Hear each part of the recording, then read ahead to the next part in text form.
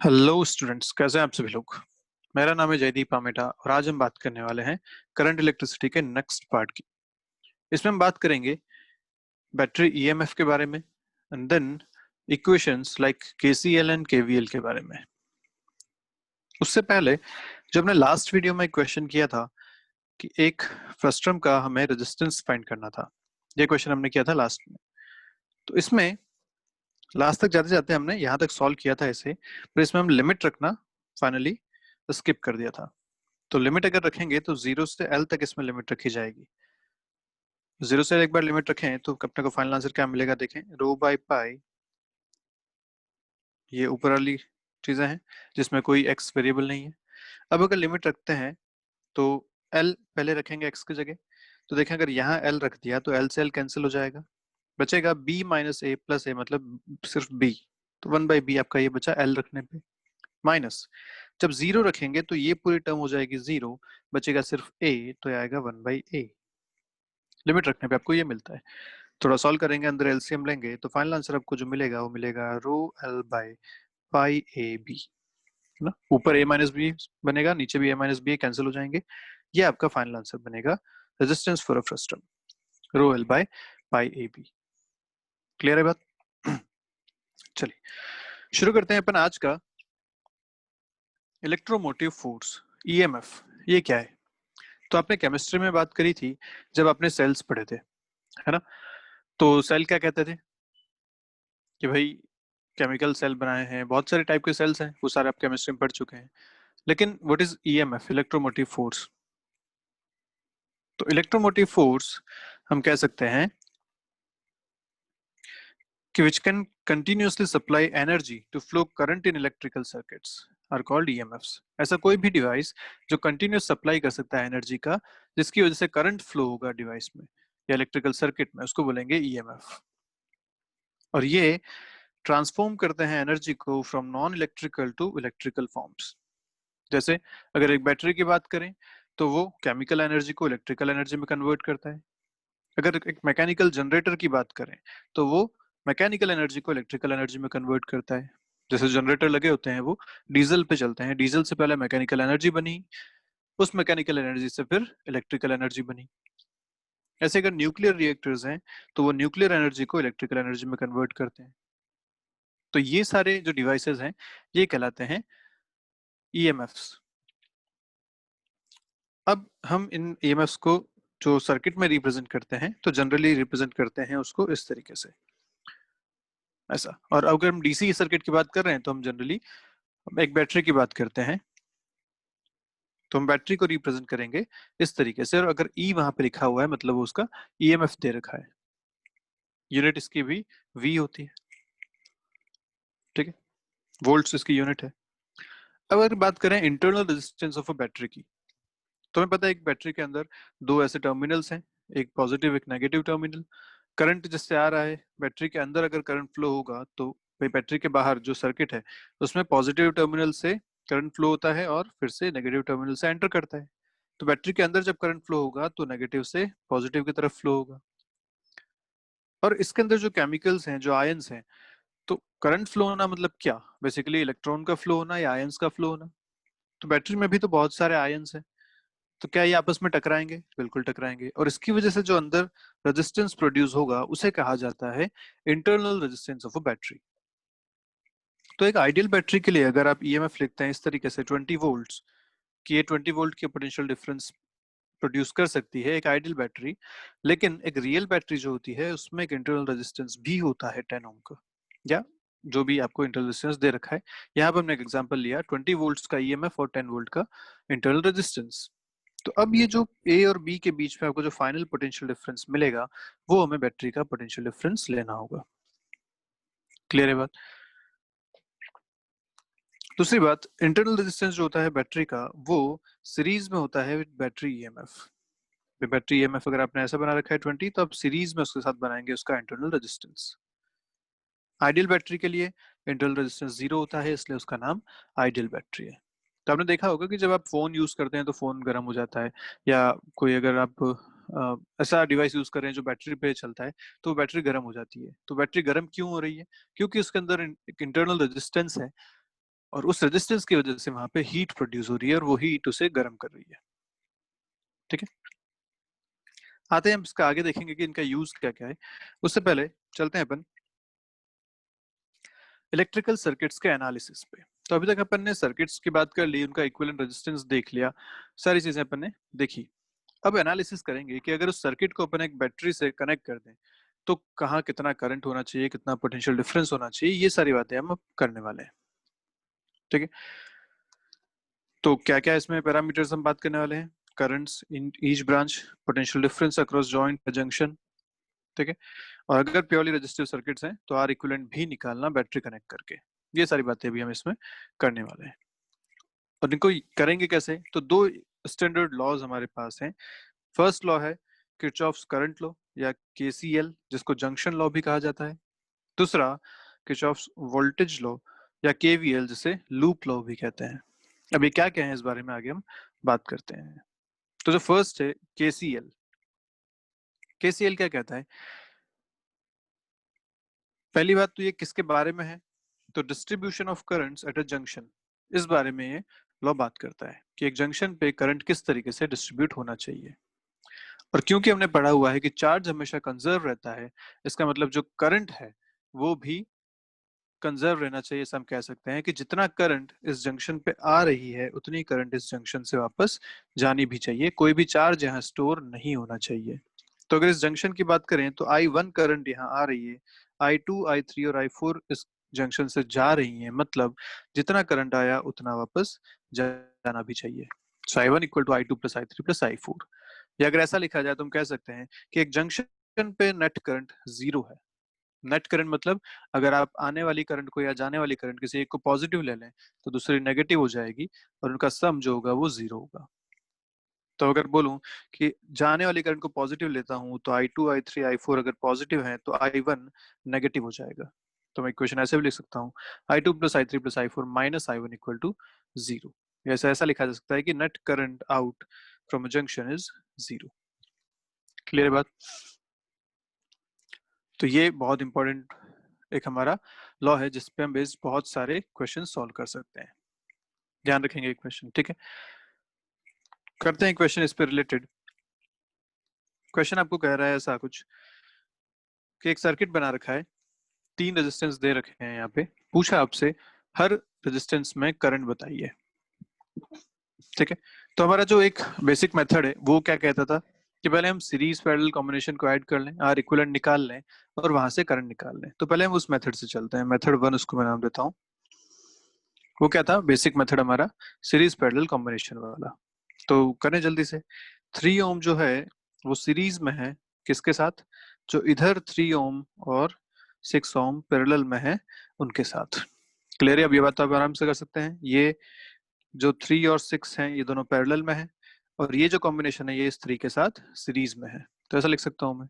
तो are equivalent मुझे मिल जाएगा यहाँ से 3 प्लस, जब पैरेलल में लिखते हैं तो 3 इंटू 6 बाई 3 प्लस 6, ये आपके पास आंसर आएगा 5 ओम्स।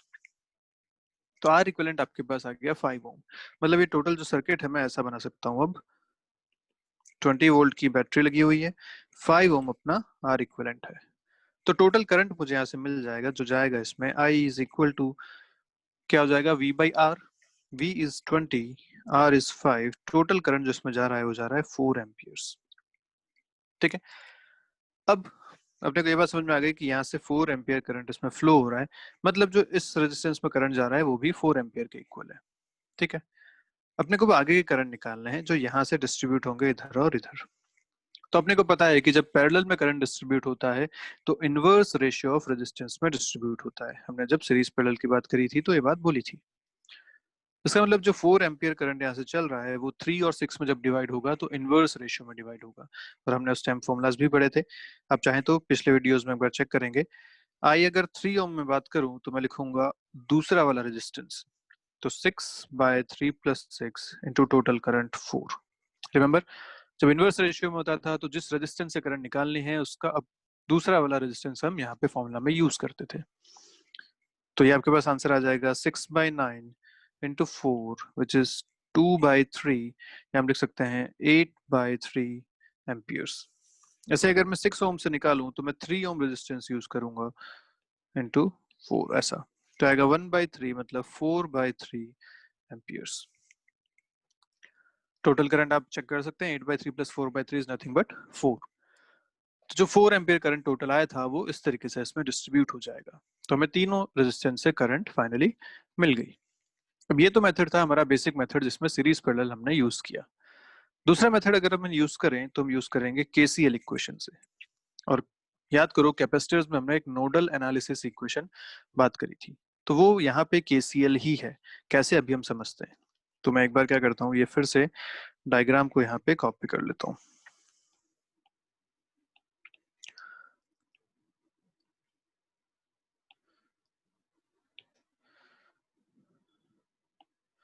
बात करें कि इसमें केसीएल कैसे यूज करनी है। तो केसीएल क्या है, करंट लॉ या जंक्शन लॉ। तो पहले हम एक जंक्शन को डिफाइन कर लेते हैं कि ये अपना जंक्शन है। अब इस जंक्शन पे अपने को टोटल करंट लिखना है। तो सोचो टोटल करंट क्या होगा। हमने बोला था कि एक जंक्शन से जो टोटल करंट जाता है वो सब मिला के 0 होता है। एक जंक्शन से टोटल आउटपुट करंट इज 0, यही था। और यही तो देखो तीनों करंट है जो तीनों रेजिस्टेंस से पास होंगे। अब इसको यूज कैसे किया जाए। तो मैं लिख सकता हूँ कि अगर ये I1 है, ये I2 है और ये I3 है, तो KCL से मैं लिख सकता हूँ कि I1 plus I2 plus I3 is equal to 0। Okay, अब I1 I2 I3 कैसे लिखा जाए। तो याद करो नोडल एनालिसिस मेथड में हमने क्या बोला था कि हम किसी एक पॉइंट पे 0 पोटेंशियल मान के पोटेंशियल लिखेंगे। तो अगर वहां 0 है तो यहाँ 20 होगा, क्योंकि बैटरी जो है वो पोटेंशियल डिफरेंस प्रोवाइड करती है हायर टर्मिनल पे हायर पोटेंशियल। पॉजिटिव की तरफ हायर, नेगेटिव की तरफ लोअर। तो अगर यहाँ 20 तो यहाँ भी 20, यहाँ भी 0, यहाँ भी, यहाँ भी, यहाँ भी, सब जगह 0 0। ठीक है। और जहां नहीं पता था वहां हमने क्या बोला था कि हम कोई x मान सकते हैं। तो ये जो बीच वाला है यहाँ पे हमने x मान लिया। ठीक है। अब क्या करना है, तो हमें टोटल करंट लिखना है। तो अब देखो हर रेजिस्टेंस के अक्रॉस अपने को पोटेंशियल डिफरेंस पता है और हर रेजिस्टेंस की वैल्यू भी अपने को पता है। अगर इस 3 ओम की मैं बात करूं, इस 3 ओम की, तो मैं यहाँ करंट क्या लिखूंगा। करंट होता है V/R। पोटेंशियल डिफरेंस यहाँ पे कितना है, पोटेंशियल डिफरेंस है x माइनस 20/3 प्लस I2 अगर लिखूं तो ऊपर वाले 3 ओम में उसके अक्रॉस पोटेंशियल डिफरेंस कितना है, x माइनस 0/3। और अगर 6 ओम के अक्रॉस देखा जाए तो लिखूंगा x minus 0/6 and net current should be 0। क्या यही है अपने पास टोटल। आराम से लिख सकते हैं। अब इसमें अपन x की वैल्यू निकाल सकते हैं।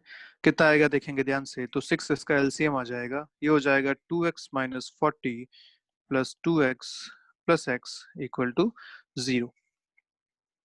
ऐड करेंगे तो आएगा 5x इक्वल टू 40 या x is equal to 8 volts. तो अपने पास x की वैल्यू एक बार मिल गई, तो अब क्या I1 I2 I3 तीनों वैल्यूज मिल सकती हैं। तो क्या क्या वैल्यूज आ जाएंगे देखो।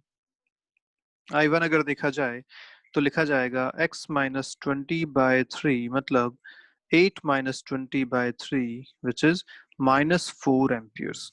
अब ये माइनस का मतलब क्या है कि जो डायरेक्शन आपने मानी है उसकी अपोजिट डायरेक्शन में यहाँ करंट फ्लो होगा। तो मतलब आपने जो 3 ओम में करंट I1 ऐसी मान रखी है वो बेसिकली ऐसा नहीं, ऐसा जाएगा 4 एम्पियर्स। ठीक है। ऐसे अगर I2 निकालूं जो ऊपर वाले 3 ओम में जा रहा है तो मैं लिखूंगा x minus 0/3 which is 8/3 amperes. बिल्कुल यही हमें पिछली बार भी आंसर मिला था। और ऐसे अगर 6 ओम में मैं निकालूं तो मैं लिखूंगा I3 is equal to x minus 0/6 या 8/6 विच इज 4/3 एम्पियर। ये सारी बातें हमने लास्ट टाइम भी करी थी। तो नोडल एनालिसिस मेथड जो है आपका बहुत आसान कर देता है क्वेश्चंस को। एक बार अगर हमें x मिल गया तो आपसे जो भी पूछा जाए, चाहे पोटेंशियल डिफरेंस पूछा है चाहे करंट पूछा है, हम सारी बातें यहाँ से फाइंड कर सकते हैं। क्लियर है। चलिए इन पे बेस्ड और क्वेश्चन करेंगे अपन। उससे पहले अपन एक और कॉन्सेप्ट पढ़ते हैं विच इज केवीएल। केवीएल क्या है। अब ये जो केवीएल है ये क्या कहता है इस बारे में बात करते हैं। किरचॉफ्स वोल्टेज लॉ या लूप लॉ ये कहता है कि किसी भी क्लोज लूप में, एक इलेक्ट्रिकल सर्किट के किसी भी क्लोज लूप में, the sum of all the EMFs of the loop and all the potential drops across all resistances of the loop is equal to 0. मतलब ये कि अगर एक ऐसा लूप आपको दिया हुआ है और इस लूप में अगर आप सारे पोटेंशियल डिफरेंस जो रेजिस्टेंसेस के अक्रॉस हैं और सारे ईएमएफ जो बैटरीज लगी हुई हैं उन सब का नेट सम करें तो वो जीरो के बराबर आना चाहिए। और नेट सम मतलब विद हायर पोटेंशियल और लोअर पोटेंशियल कंसिडर करते हुए। तो जैसे ये एक आपको अगर लूप दे रखा है, इस लूप में मुझे इक्वेशन लिखनी है केवीएल की, तो मुझे क्या करना है, पहले एक डायरेक्शन मुझे कंसिडर करनी पड़ेगी कि मैं किसी पॉइंट से शुरू होकर किस डायरेक्शन में लूप को कवर करूं। तो मैं लेट्स से ऐसा मानता हूं कि मैं इस डायरेक्शन में लूप को कवर करूंगा, ठीक है, क्लॉकवाइज। और शुरू करता हूं मैं ए पॉइंट से। आप कहीं से भी शुरू कर सकते हैं, इक्वेशन सेम बनने वाली है। तो मैं लेट्स से यहां से शुरू करता हूं। तो जहां से आप शुरू कर रहे हैं उस पॉइंट का आप जीरो मान लीजिए, वो है आपका लोअर पोटेंशियल या रेफरेंस पॉइंट, ठीक है। अब जितने भी पोटेंशियल डिफरेंसेस या ईएमएफ्स हैं उन सबका सम अपने को करना है। तो सम कैसे करते हैं? तो देखो, अगर ये एक बैटरी यहाँ पे बनी हुई है तो अपने को पता है ना कि बैटरी में ये लोअर पोटेंशियल है और ये हायर पोटेंशियल है। और अगर मैं जीरो से चलना शुरू कर रहा हूँ तो ये जो पोटेंशियल डिफरेंस आएगा वो E1 के बराबर आएगा बी पे, क्योंकि बैटरी है, बैटरी का काम पोटेंशियल डिफरेंस प्रोवाइड करना है, ठीक है। अब सोचो कि मैंने यहाँ पे करंट मान लिया कि इस पूरे लूप में करंट चल रहा है आई के बराबर। तो अब जो R1 रेजिस्टेंस है वहां पे जो पोटेंशियल डिफरेंस आएगा वो कितना आएगा, आई इंटू R1, क्योंकि V इक्वल टू होता है आई आर। V क्या होता है, आई आर। तो R1 रेजिस्टेंस पे जो पोटेंशियल डिफरेंस आएगा वो आएगा आई R1 के बराबर। और क्योंकि करंट इस डायरेक्शन में फ्लो हो रहा है, करंट हमेशा फ्लो होता है हायर पोटेंशियल से लोअर पोटेंशियल की तरफ, मतलब करंट की डायरेक्शन में अगर अपन चलेंगे तो पोटेंशियल कम होगा। तो मैं लिखूंगा E माइनस आई R1। यहाँ पे ऐसा लिखा जाएगा पोटेंशियल। क्यों, समझ में आई बात? जिस डायरेक्शन में करंट चलता है उधर पोटेंशियल कम होता रहता है। कितना कम होगा, जितना पोटेंशियल डिफरेंस इस रेजिस्टेंस के अक्रॉस जनरेट होगा, ठीक है। अब चलते हैं सी से डी की तरफ। तो सी से डी की तरफ चलेंगे तो ये क्योंकि नेगेटिव टर्मिनल है, ये पॉजिटिव टर्मिनल है, तो ऊपर वाला लोअर पोटेंशियल पे है, नीचे हायर पोटेंशियल पे होगा। तो अब अगर मैं यहाँ लिखना चाहता हूँ तो लिखूंगा E1 minus I R1 plus E2। ये यहाँ का पोटेंशियल हो जाएगा, पक्की बात। और अब मैं यहाँ से फिर से इस डायरेक्शन में चलता हूँ तो करंट तो लूप में आई चल ही रहा है, फिर से यहाँ जो पोटेंशियल डिफरेंस आएगा आई R2। और जब मैं वापस उस पॉइंट पे पहुंचूंगा तो मैं फाइनल इक्वेशन अपने लिख सकता हूँ E1 minus I R1 plus E2 minus I R2 equal to zero. Clear है? डी तक हम पहुंच गए थे। यहाँ से अगर फिर से ए पे चलते हैं तो minus I R2 potential drop आएगा। और क्योंकि हम फिर से इनिशियल पॉइंट पे पहुंच गए हैं जहां पे पोटेंशियल जीरो माना गया था, मतलब ये टोटल जो पोटेंशियल है वो इक्वल टू जीरो है। ये कहता है केवीएल इक्वेशन कि आप एक क्लोज लूप में जो नेट पोटेंशियल ड्रॉप है और नेट ईएमएफ का सम है वो टोटल जीरो होना चाहिए लूप कंप्लीट करेंगे तो, ठीक है। तो आपके पास बस छोटे छोटे से एग्जांपल यहाँ नीचे दे रखे हैं कि हमें कैसे पोटेंशियल ड्रॉप को लिखना चाहिए। तो वो इस तरीके से है, हमें ये दो चार बातें जो बेसिक बेसिक है ध्यान रखनी है कि अगर हम हायर पोटेंशियल से लोअर पोटेंशियल की तरफ चलते हैं तो नेगेटिव साइन को यूज करेंगे, ठीक है। अगर लोअर पोटेंशियल से हायर की तरफ चलते हैं तो पॉजिटिव साइन यूज करेंगे। करंट जो होता है वो हमेशा हायर पोटेंशियल से लोअर पोटेंशियल की तरफ फ्लो होता है। इसका मतलब अगर हम करंट की डायरेक्शन के साथ साथ चल रहे हैं तो नेगेटिव साइन यूज करेंगे, और अगर करंट की अपोजिट डायरेक्शन में चल रहे हैं तो पॉजिटिव साइन यूज करेंगे। तो जैसे फर्स्ट एग्जांपल जो आपको दे रखा है यहाँ पे देखेंगे, 5 वोल्ट का एक बैटरी यहाँ पे आपको दे रखी है। इस 5 वोल्ट की बैटरी का आपको लिखना है पोटेंशियल ड्रॉप। तो क्या लिखूंगा, अगर यहाँ पोटेंशियल जीरो माना तो यहाँ पोटेंशियल कितना हो जाएगा, 5 के बराबर, क्योंकि बैटरी है यहाँ लोअर यहाँ हायर होगा। सोचा अगर मैं यहाँ पे 2 मानता तो यहाँ कितना हो जाता, 7, क्योंकि 2 प्लस 5 हो जाता। अगर मैं यहाँ पे 8 मानता तो उस तरफ कितना लिखता। अब मैं कैसे जा रहा हूँ, हायर से लोअर की तरफ जा रहा हूँ ना, अभी ऑलरेडी 8 है ऑन हायर साइड, मुझे लोअर साइड पे लिखना है। तो यहाँ क्या बोला गया था, अगर आप हायर से लोअर की तरफ चलते हैं तो नेगेटिव साइन यूज करना है। तो मैं करूंगा 8 माइनस 5 इज इक्वल टू 3। उल्टा भी देख सकते हैं कि अगर यहाँ 3 होता तो वहां 8 हो जाता। क्लियर है बात? तो इस तरीके से आपको पोटेंशियल ड्रॉप लिखना है एक बैटरी के लिए। अगर आप रेजिस्टेंस की बात करें तो ये बात हमेशा ध्यान रखिए कि जो करंट फ्लो होता है वो हायर पोटेंशियल से लोअर पोटेंशियल की तरफ फ्लो होता है। तो अगर मैं यहाँ पे पोटेंशियल मानता हूँ लेट्स से 0 हायर पोटेंशियल पे, तो यहाँ जो पोटेंशियल आएगा वो नेगेटिव में आएगा, क्योंकि अब वो लोअर पॉइंट पे है, लोअर पोटेंशियल पे है। और कितना, V equal to I R से मैं लिख सकता हूँ 2 × 3, यहाँ पे 6 वोल्ट्स, तो ये -6 वोल्ट्स हो जाएगा। अगर यहाँ पे ये 8 होता तो मैं यहाँ लिखता 8 minus I are which is 8 minus 6 2 volts. ठीक है, अगर मैं इस तरफ लिखता 3 वोल्ट्स यहाँ पे, अब लोअर से हायर की तरफ मुझे चलना है, तो बोला गया था जब लोअर से हायर जाएंगे तो पॉजिटिव साइन यूज करेंगे। तो उस तरफ अगर मैं चलता हूं तो मैं लिखूंगा 3 प्लस आई आर इज 6, तो आएगा 9 वोल्ट्स। क्लियर है? ये पोटेंशियल ड्रॉप लिखना आपको बड़ा अच्छे से समझ में आना चाहिए। अब अगर दोनों का एक कॉम्बिनेशन आपको इस तरीके से दे रखा है थर्ड एग्जांपल में, और बोला है कि यहाँ अगर पोटेंशियल 0 है, तो बताइए फाइनल लास्ट पॉइंट पे पोटेंशियल कितना होगा। तो बैटरी की वजह से पोटेंशियल कैसे लिखा जाता है, ये लोअर पोटेंशियल या हायर पोटेंशियल, तो मैं यहाँ पे लिखूंगा 5, क्योंकि बैटरी की वजह से 5 पोटेंशियल डिफरेंस आया। और आगे अगर चलूंगा तो करंट इसमें फ्लो हो रहा है 2 एम्पियर्स, और करंट फ्लो होता है हायर से लोअर की तरफ। हायर से लोअर चल रहे हैं तो नेगेटिव साइन यूज करना पड़ेगा। मैं यहाँ करूंगा 5 minus I R, I is 2, R is 3, 6, तो आएगा -1 वोल्ट्स। तो इस पॉइंट पे जो पोटेंशियल आएगा वो -1 आएगा अगर यहाँ पे 0 था तो। लेट्स से यहाँ पे है 8। अब आपको बोला गया बताइए लास्ट पॉइंट पे पोटेंशियल कितना है, तो क्या लिखेंगे। यहाँ 8 है, बैटरी जो है वो अपन लोअर से हायर की तरफ चल रहे हैं, तो 8 प्लस 5 यहाँ लिखा जाएगा 13। और आगे चले तो करंट की डायरेक्शन में आगे चल रहे हैं, मतलब नेगेटिव लिखा जाएगा 13 minus 6 which is 7 volts. Clear है बात? और आप अगर ध्यान से देखें तो पोटेंशियल हमेशा 1 वोल्ट का डिफरेंस आ रहा है। जैसे यहाँ था 0 तो यहाँ आया था -1, यहाँ है 8 तो यहाँ आया 7। तो पोटेंशियल ड्रॉप जो है या पोटेंशियल डिफरेंस है वो हमेशा सेम रहने वाला है। पोटेंशियल की वैल्यू अलग अलग आप ले सकते हैं, क्योंकि पोटेंशियल जो है वो रेफरेंस पे डिपेंड करता है। आपने जब 0 लिया तो -1 मिला, 8 लिया तो 7 मिला। क्लियर है बात? तो किसी भी एक लूप में आप किसी एक पॉइंट पे 0 मानेंगे और वहां से बाकी सबका पोटेंशियल लिखेंगे। 0 कहीं भी मान सकते हैं, पर बात यही ध्यान रखनी है कि सिर्फ एक पॉइंट को 0 मानना है, वो आप रेफरेंस मानेंगे। हर पॉइंट 0 या कोई एक से ज्यादा पॉइंट 0 नहीं मान सकते, कोई भी एक पॉइंट 0 मान के आगे बढ़ेंगे। ठीक है, चलिए कुछ और इस पे बेस्ड देखते हैं अपन चीजें, कि अगर एक बैटरी आपको इस तरीके से दे रखी है तो उसका पोटेंशियल डिफरेंस जो है और उसका जो ईएमएफ है, उन दोनों में क्या रिलेशन होगा। तो हमने बोला था ईएमएफ क्या है, जो मैक्सिमम पोटेंशियल डिफरेंस वो प्रोड्यूस कर सकती है उसको बोला गया था ईएमएफ। मतलब अगर रेजिस्टेंस 0 होता, इंटरनल रेजिस्टेंस ऑफ बैटरी 0, तो जो पोटेंशियल डिफरेंस प्रोड्यूस होता वो ईएमएफ के बराबर होता। लेकिन क्योंकि अंदर रेजिस्टेंस भी होता है और जब करंट उससे फ्लो होती है तो अंदर पोटेंशियल डिफरेंस भी प्रोड्यूस होता है, इससे जो उसका नेट पोटेंशियल डिफरेंस है वो चेंज हो जाता है।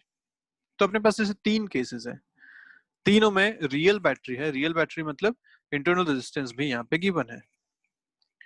अब सोचो अगर फर्स्ट केस में देखें कि कोई करंट इस बैटरी से फ्लो नहीं हो रहा, बैटरी सिर्फ रखी हुई है यहाँ पे, तो पोटेंशियल डिफरेंस कितना होगा।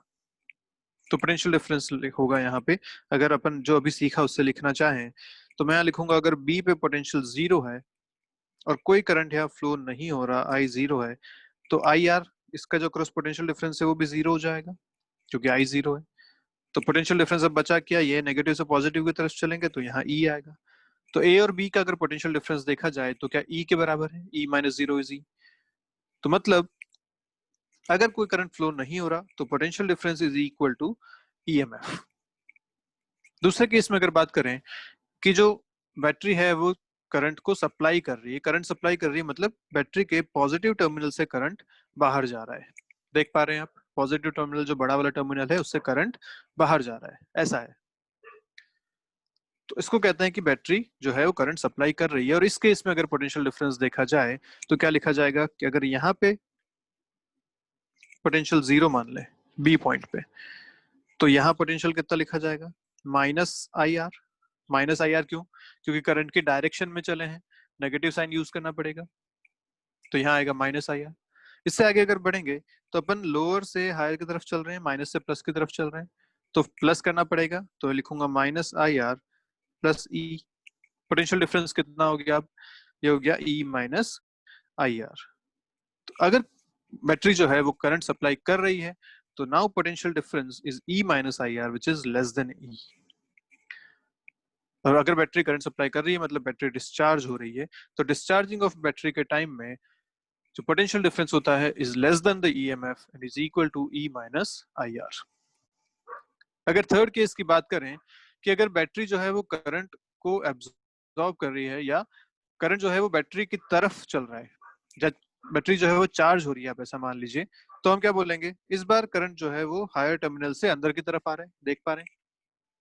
इस बार अगर पोटेंशियल डिफरेंस लिखा जाए तो क्या लिखोगे, देखा, अगर मैं यहाँ पोटेंशियल को मानता हूँ 0, आगे बढ़ूंगा तो मैं यहाँ लिखूंगा -E, पक्की बात, या उल्टा 0 मान लीजिए, उधर से रेफरेंस अपन B को लेते हैं क्योंकि अभी तक अपन वही ले रहे थे, तो यहाँ रेफरेंस आपने लिया 0। अगर मैं इस तरफ आता हूँ तो देखो मैं करंट की अपोजिट डायरेक्शन में चल रहा हूँ, करंट जा रहा है इस डायरेक्शन में और मैं चल रहा हूँ इस डायरेक्शन में। जब आप करंट के अपोजिट डायरेक्शन में चलते हैं तो प्लस साइन यूज करते हैं, जब पॉजिटिव साइन यूज करेंगे तो यहाँ आ जाएगा I इंटू आर पॉजिटिव। और अब आगे बढ़ रहे हैं तो ये फिर से नेगेटिव से पॉजिटिव की तरफ चल रहे हैं, तो फिर से आप क्या लिखेंगे, प्लस E, तो आई आर प्लस E, ये आपका नेट पोटेंशियल डिफरेंस हो जाएगा in case of charging of a battery.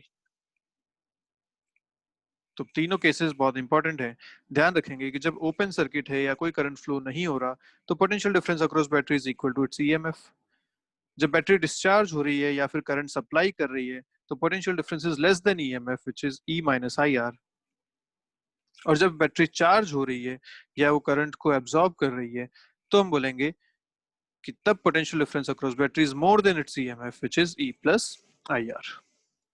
Clear है, सारी बातें आपके सामने क्लियर होनी चाहिए ऐसे। तो कुछ छोटे छोटे से क्वेश्चन है, नीट में ऐसे क्वेश्चन कई बार पूछे जा चुके हैं, कैसा सर्किट की ब्रांच दे देते हैं, पूछते हैं बताओ पोटेंशियल डिफरेंस कितना कितना यहाँ पे होना चाहिए। ठीक है, अब ए और बी दो पॉइंट है, बीच में दो रेजिस्टेंस है और दो बैटरीज लगी हुई हैं, करंट आपको दे रखा है, पूछा V A minus V B बताइए। तो क्या करना है, V A minus V B, तो मतलब मैं यहाँ पे वी बी पे 0 मान लेता हूँ। ओके, जो वी ए का मिलेगा वही अपना फाइनल आंसर हो जाएगा, जो ए पे पोटेंशियल मिलेगा वही अपना फाइनल आंसर हो जाएगा। क्लियर, तो चलिए लिखते हैं 2 एम्पियर करंट इस तरफ है तो करंट की डायरेक्शन है ऐसी, ये करंट की डायरेक्शन है। अब अगर मैं 20 से चलना शुरू कर रहा हूं तो मैं करंट के अपोजिट डायरेक्शन में जा रहा हूं, और जब करंट के अपोजिट चलते हैं तो क्या हम पॉजिटिव साइन यूज करते हैं, यस। तो अगर मैं यहाँ का पोटेंशियल लिखना चाहूँ at this point, potential at this point अगर मैं लिखना चाहूँ तो क्या लिखूंगा, 0 प्लस आई आर, आई है 2, आर भी है 2, यहाँ आ जाएगा आपके पास 4 वोल्ट्स। ठीक है, अब आगे बढ़ते हैं तो ये हायर से लोअर की तरफ में चल रहा हूँ, जब हायर से लोअर की तरफ चलते हैं तो नेगेटिव साइन यूज करते हैं, मतलब यहाँ का जो मैं पोटेंशियल लिखूंगा वो लिखूंगा 4 माइनस 10 माइनस 6 वोल्ट्स। क्लियर है बात, चलिए और आगे बढ़ते हैं। तो फिर से मैं करंट के अपोजिट डायरेक्शन में चल रहा हूँ, तो जब मैं यहाँ पहुंचूंगा, जब करंट के अपोजिट डायरेक्शन में चलते हैं तो पॉजिटिव साइन यूज करते हैं, तो -6 plus I R, I is 2, R is 3, ये हो जाएगा 6, ये मिल जाएगा 0 वोल्ट इस पॉइंट पे। ठीक है, और आगे बढ़ते हैं तो अब मैं लोअर से हायर की तरफ चल रहा हूँ, पॉजिटिव साइन यूज करूंगा तो लिखूंगा यहाँ पे 0 प्लस 5, तो इस पॉइंट पे या ए पॉइंट पे जो आएगा वो आएगा 5 वोल्ट्स। ठीक है, ये आपके लिखने का तरीका रहेगा। या फिर अपन एक काम और कर सकते हैं कि अपन केवीएल इक्वेशन भी यूज कर सकते हैं, दोनों सेम बातें हैं। देखो केवीएल इक्वेशन क्या लिखूंगा मैं बोलता हूँ कि मैं ए से बी की तरफ चल रहा हूँ, ठीक है, ए से बी की तरफ ऐसे मैं मूव करूंगा, तो सबसे पहले ए है तो वो वी ए हो गया, ए पे कोई पोटेंशियल है वी ए। ठीक है, आगे बढ़ते हैं, तो आगे जब बढ़ूंगा तो प्लस से माइनस की तरफ चलूंगा बैटरी के लिए, देखो बैटरी के लिए मैं इस तरफ चल रहा हूँ ना, तो पॉजिटिव से नेगेटिव की तरफ मतलब -5, ये लिखा जाएगा।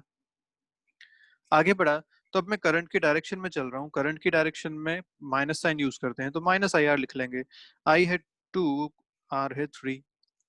आगे बढ़े तो इस बैटरी के लिए मैं इस डायरेक्शन में चल रहा हूँ, लोअर से हायर की तरफ चल रहा हूँ, तो पॉजिटिव साइन यूज करूंगा +10। और आगे बढ़े तो करंट इस डायरेक्शन में है, करंट के डायरेक्शन में जब चलते हैं तो नेगेटिव साइन यूज करते हैं, तो लिखूंगा -2 इंटू 2।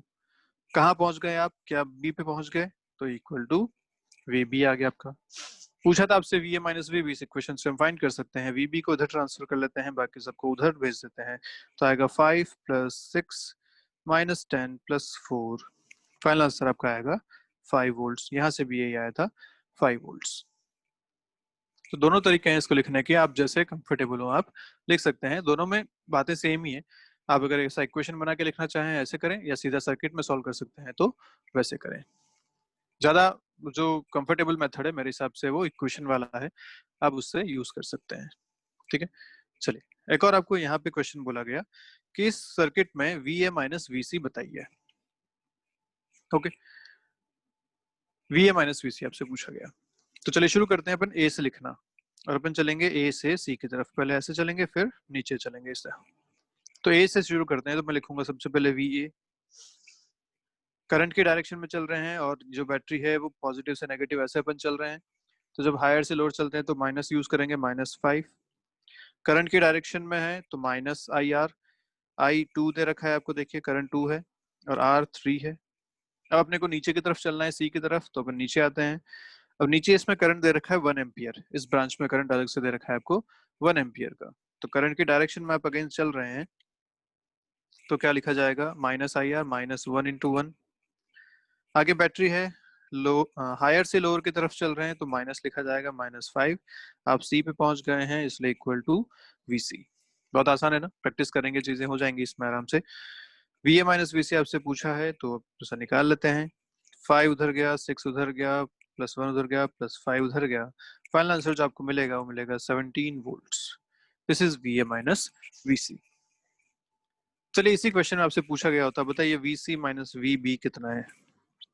ठीक है, तो अब क्या करें, VC माइनस VB मतलब इधर से चलते हैं C से, फिर चले जाएंगे B की तरफ, इस बार ऐसा मोशन करते हैं। तो C से लिखना शुरू करते हैं, मैं लिखूंगा VC। अब अपना जो मोशन है वो ऊपर की तरफ है, तो पहले अपन चल रहे हैं नेगेटिव से पॉजिटिव बैटरी के लिए, हायर टर्मिनल की तरफ मतलब +5 लिखा जाएगा। आगे एक रेजिस्टेंस है और अपन चल रहे हैं ऊपर की तरफ, मतलब करंट से अपोजिट डायरेक्शन में अपन जा रहे हैं, करंट के अपोजिट चलते हैं तो +IR, तो +1 × 1 ये लिखा जाएगा। अब अपन चलते हैं बी की तरफ, ऊपर हॉरिजॉन्टल में बी की तरफ, लेकिन वहां का करंट अपने को नहीं पता, उस ब्रांच में करंट अपने को नहीं पता, पर अपने को KCL पता है जो कहता है कि एक जंक्शन पे जो टोटल करंट है वो 0 होना चाहिए। तो सोचो कि 2 एम्पियर अगर करंट यहाँ से आ रहा था, 1 एम्पियर उसमें से नीचे चला गया, तो क्या इधर भी 1 एम्पियर करंट जाएगा, तभी तो ये करंट या चार्ज का हम कह सकते हैं कि कंजर्व होगा। तो अपने को उसमें करंट पता चल गया। लिखते हैं फिर से आगे KVL इक्वेशन। अब अपन चल रहे हैं इस डायरेक्शन में, इस डायरेक्शन में माइनस से प्लस की तरफ चला तो लिखेंगे +10। आगे बढ़े तो करंट की डायरेक्शन में आगे चल रहे हैं तो लिखेंगे -2 × I, I वहां पे 1 एम्पियर इक्वल टू VB। क्या VC माइनस VB आराम से आप निकाल सकते हैं यहाँ पे, VC minus VB is equal to -5 -1 -10 +2। Final answer जो आपको मिलेगा वो मिलेगा -16 + 2 इज -14 वोल्ट्स। तो VC minus VB is -14 volts. ये आपके फाइनल आंसर बच जाएंगे। क्लियर बात, आसानी से कर सकते हैं आप ऐसे क्वेश्चंस को। तो चलिए आपको एक क्वेश्चन दे रखा है, इस क्वेश्चन में आपको जो है हर रेजिस्टेंस से करंट पूछी गई है। ठीक है, अब करंट कैसे फाइंड करें, तो अपने पास इसका मेथड क्या है, मेथड है कि हम पहले KVL यूज करें। दो लूप अपने को यहाँ दिख रहे हैं, इन दो लूप्स में KVL इक्वेशन लगाएं, एक ये लूप है, दूसरा ये वाला लूप है। इन दो लूप्स में अगर अपन KVL इक्वेशन लगाते हैं तो पूछा गया है आपसे सब करंट।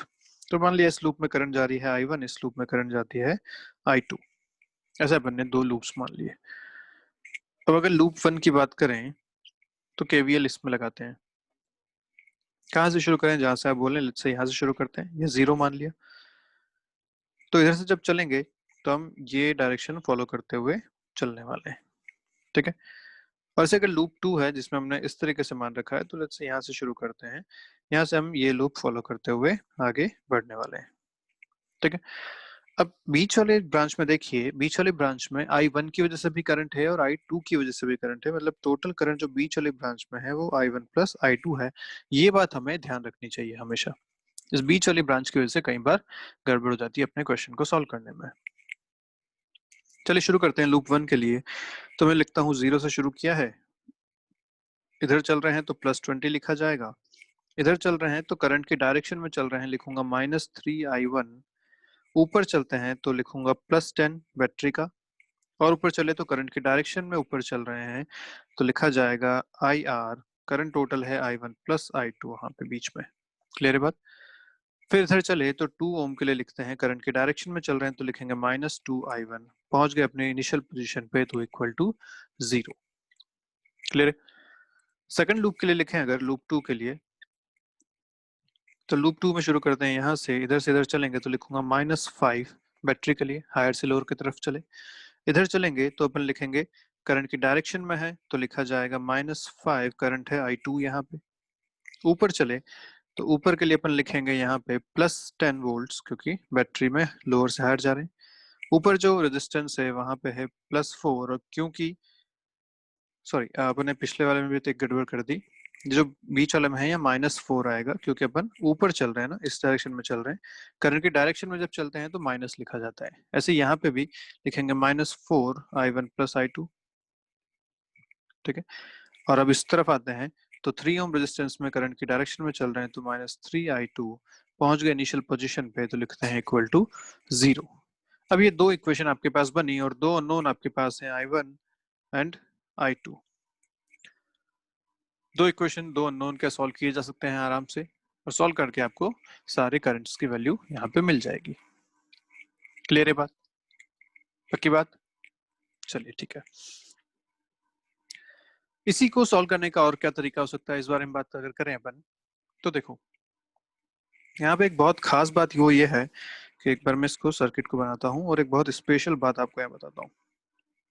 स्पेशल बात ये है कि एक ब्रांच में अगर अपने पास बैटरी भी है और रेजिस्टेंसेस भी हैं, तो हम क्या कर सकते हैं कि रेजिस्टेंसेस को सीरीज में ऐड कर सकते हैं और बैटरी को हम अलग से बता सकते हैं। जैसे मैं बताता हूँ अभी यहाँ पे अपने पास ऐसा एक सर्किट है, ठीक है, ये सर्किट है। अब ये जो रेजिस्टेंस है 2 और ये जो रेजिस्टेंस है 3, सोचो कि यहाँ जो करंट चल रही होगी इस पूरे ब्रांच में, इस पूरी ब्रांच में जो करंट है, क्या वो करंट सेम रहने वाली है? मतलब 2 और 3 दोनों से सेम करंट जाने वाली है, पास होने वाली है। और जब ऐसा होता है तो क्या मैं कह सकता हूँ कि 2 और 3 ये दोनों सीरीज में है ना? ऐसे ही सोचो कि यहाँ जो करंट है क्या उस पूरे ब्रांच में करंट सेम रहने वाली है?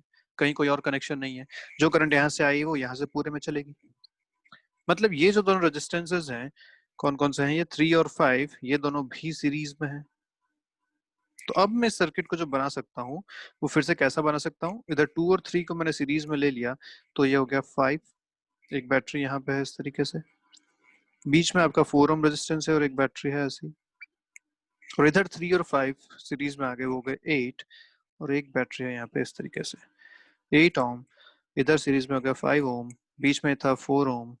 बैटरीज अगर लिख लिया जाए तो ये 20 वोल्ट्स, ये है 10 वोल्ट्स, और ये है 5 वोल्ट्स। ऐसा अपने पास अब सर्किट बन गया। तो ये बात हमेशा ध्यान रखिएगा कि जब एक ही ब्रांच में आपके पास एक से ज्यादा रेजिस्टेंस है तो आप उनको सीरीज में ऐड कर सकते हैं। कंडीशन क्या, फिर बोल रहा हूँ, ब्रांच एक ही होनी चाहिए, बीच में कोई कनेक्शन नहीं होना चाहिए। ठीक है, अब अगर मैं इसको नोडल एनालिसिस से या केसीएल से यूज करूं, उससे सॉल्व करूं, तो बताओ देखो कैसे करेंगे। एक तो हमने बात कर ली केवीएल लगा के इस तरीके से सॉल्व कर सकते हैं। दूसरा मेथड जो हम यूज कर रहे हैं नोडल एनालिसिस वाला या जंक्शन लॉ वाला, वो बात करते हैं। तो मैंने यहाँ पे जंक्शन मान लिया, ये जहाँ पे 3 रेजिस्टेंस मिल रहे हैं, तो 3 करंट जाएंगी I1 I2 और I3, ऐसे 3 करंट यहाँ से फ्लो हो रही है, और तीनों का नेट सम कितना होना चाहिए, 0 होना चाहिए। तो मैंने क्या किया, नीचे 0 पोटेंशियल मान लिया, तो यहाँ भी 0 है, यहाँ भी 0 है।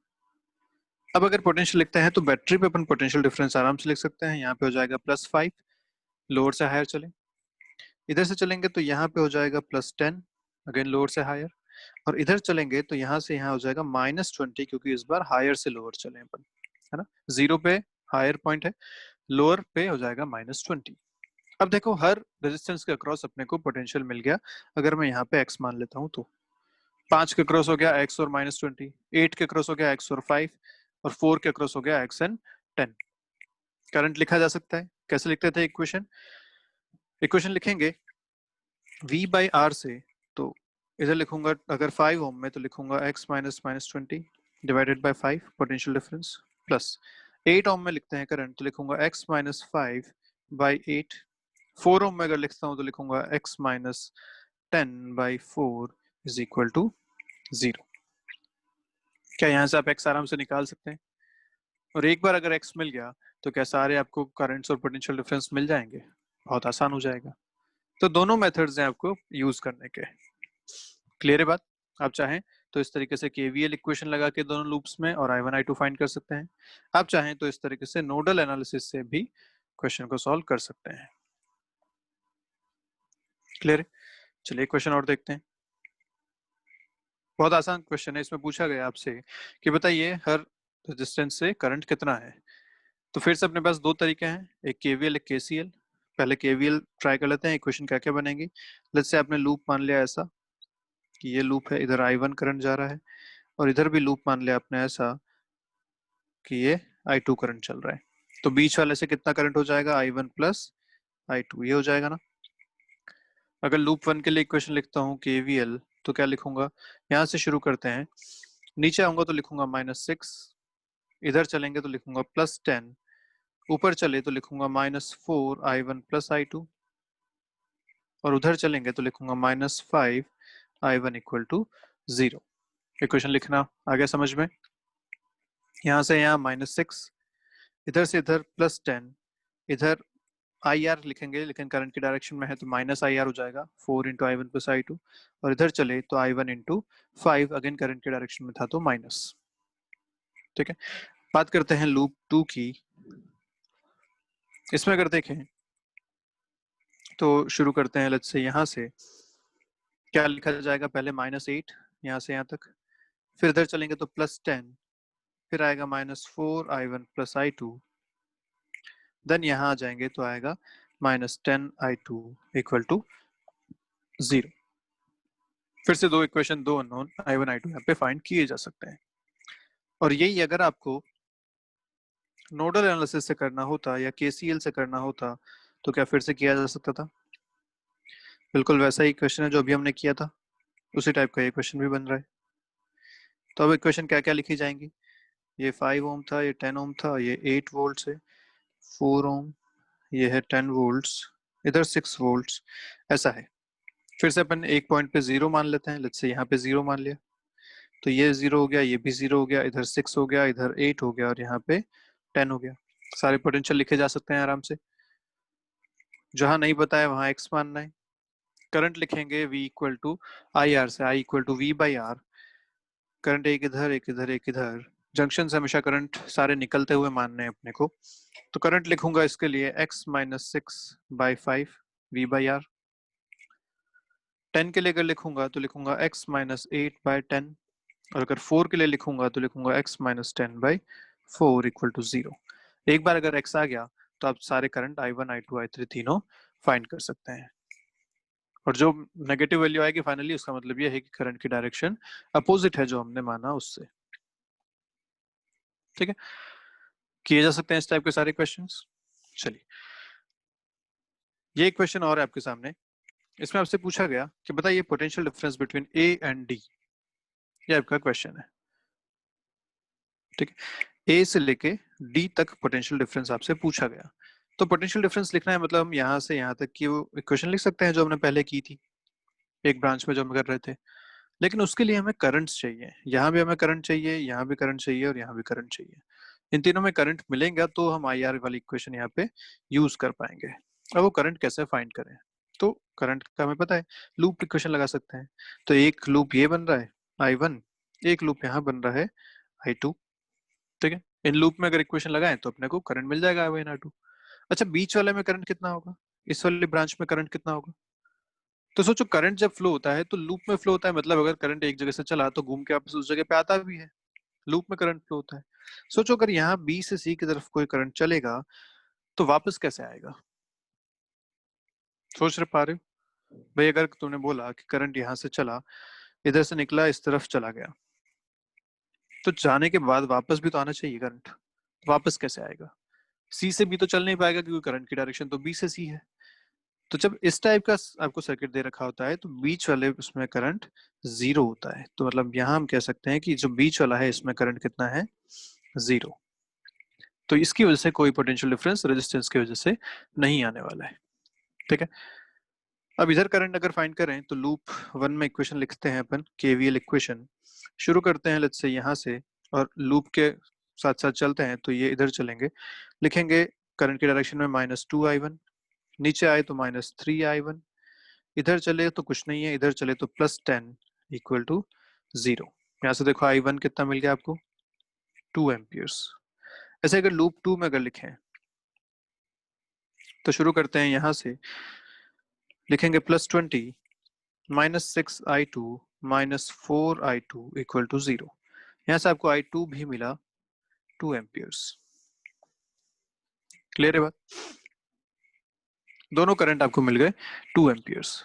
अब अपने को ए से डी तक बनाना है तो मैं इसको अलग से बना देता हूँ, ये ए पॉइंट है, यहाँ से बी पॉइंट पे चलेंगे तो बीच में 3 ओम का रेजिस्टेंस है, वहां से आगे एक 4 वोल्ट की बैटरी है ऐसी, उससे आगे अगर चलेंगे तो ये 1 ओम का रेजिस्टेंस है, ये अपन सी पॉइंट तक पहुंच गए, और इससे आगे चलेंगे तो एक 4 ओम का रेजिस्टेंस है, यहाँ से अपन डी पॉइंट पे पहुंच जाएंगे, ये अपने को पता है।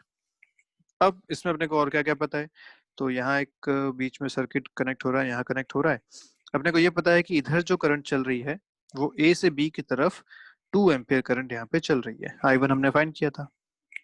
और ऐसे ही जो बीच वाला है यहाँ पे करंट 0 है, ये भी हमें पता है, ये 4 वोल्ट है। और ये जो लास्ट वाला है यहाँ पे करंट अगर देखी जाए तो करंट सी से डी की तरफ चल रही है अगेन 2 एम्पियर्स, ऐसा।